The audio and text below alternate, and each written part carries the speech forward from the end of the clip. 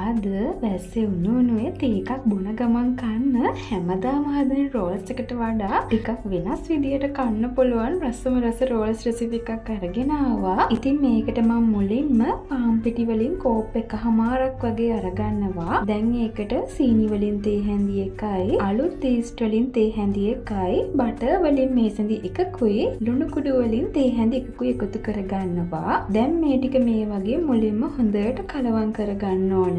ඊට පස්සේ මදරස් ලුණු වතුර ටික ටික දාගෙන මේ වගේ අතේ නොඇලෙන ගානට අනා ගන්නවා. මේ වගේ ගානට ආවට පස්සේ මම මේක විනාඩි 3-4ක් හොඳට ඩෝ එක අනා ගන්නවා. මෙන්න මේ වගේ ගානට සොෆ්ට් වුණාට පස්සේ අපිට පුළුවන් මේක කෑලි වලට වෙන් කරගන්න. මම මේක කෑලි 6කට වෙන් කරගන්නවා. දැන් මෙන්න මේ වගේ පිටි බෝල එක එක මේ වගේ අතින් හදාගෙන බෝල කරලා වෙන වෙනම තියාගන්නවා.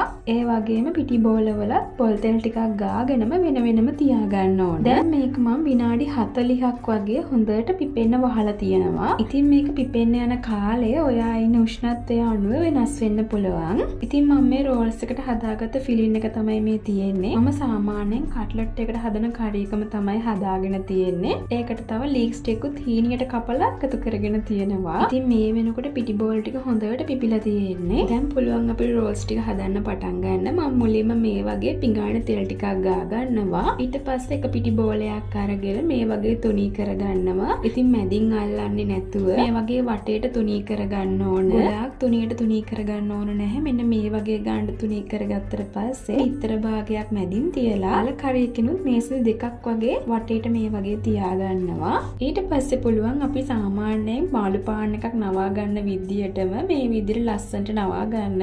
ඊට පස්සේ ඔයා අනිවාර්යයෙන්ම මේ මාළු පාන් එකේ කොන් ටික හොඳට තද කරන්න ඕන. දැන් මම මේ රෝල්ස් ටික දවට ගන්න පිටි බැටර් එක හදා ගන්නවා. ඒකට මම පාන් පිටි වලින් කෝප භාගයක් වගේ ලුණු කුඩු එකතු කරලා මේ විදිහට හොඳට කලවම් කරගෙන වතුර දාලා මේක ටිකක් දියාරු බැටර් එකක් හදා ගන්නවා. ඊට පස්සේ පුළුවන් මේ වගේ එක එක අරගෙන පිටි බැටර් එකේ දවටගෙන බිස්කට් කුඩු වලත් තවර ගන්න. ඉතින් මේකෙන් හොඳට බේරගෙන තමයි බිස්කට් කුඩු වල දවට ගන්න ඕන.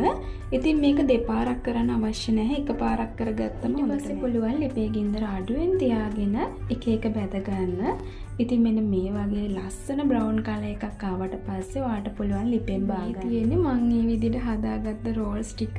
ඉතින් මේක වෙනස්ම රසක් තියෙන වෙනස්ම විදිහේ රෝල්ස් එකක්. ඔයා අනිවාර්යයෙන්ම හදලා බලන්න ඕන රෙසිපි එකක් මේක. එහෙනම් ඔයාත් අනිවාර්යයෙන්ම හදලා බලලා රස කියන්නත් අමතක කරන්න එපා වුණ.